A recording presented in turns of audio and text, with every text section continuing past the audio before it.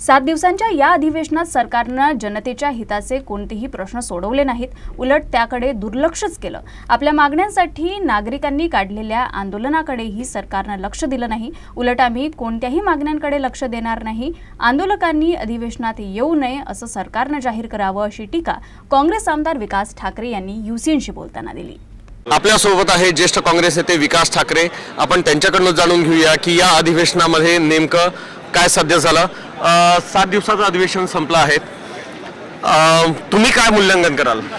7 दिवसाच्या अधिवेशनामध्ये मागच्या अधिवेशनात विदर्भातून जे आंदोलनकारी आले होते, जे जसेचे तसे आहे, जे धरणे आहे मंडप ते जसेचे तसे आहे, त्या मागण्या जशाच्या तशा आहे, यांच्याकडे सरकारने कुठलंही लक्ष दिलेलं नाही।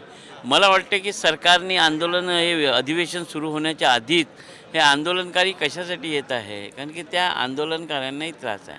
त्यांच्या राहण्याची व्यवस्था, त्यांच्या जेवणाची व्यवस्था, थंडी पाऊस ऊन सगळ्यांचा सामना घेऊन ते आपल्या मागण्या मोठ्या आशेने येतात सरकारकडे की अधिवेशन आहे, इथे मंत्री मिळतील, सेक्रेटरी मिळतील, पण त्यांच्यापर्यंत कोणी पोहोचतच नाही किंवा त्यांनी पोहोचलेल्या मागण्यांवर निर्णयच होत नाही। एकदा सरकारने ज्या मान्य होणाऱ्या मागण्या आहेत त्या एका दममध्ये सोडून द्याव्या, नाहीतर ज्या मागण्या सुटूच नसेल शकतील आणि त्याच्यापासून वर्षानुवर्ष आंदोलन करत आहे त्यांना सांगावं की हे कधीच सुटणारा प्रश्न नाही आहे।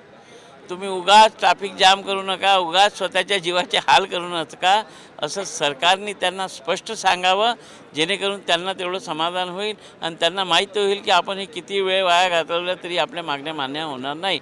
आणि ज्या सुटणाऱ्या आहे त्या चुटकीसारखी सरकारजवळ ही ताकद आहे की त्यांनी सोडून द्यावे।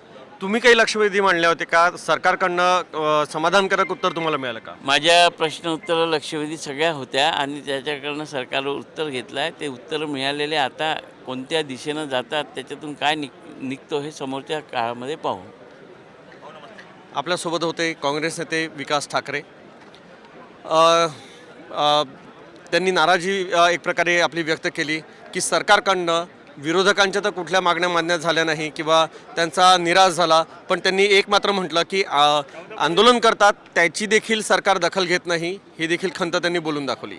कॅमेरा पर्सन जितेंद्र खापरेसोबत मी राहुल जोशी, UCN न्यूज, नागपूर।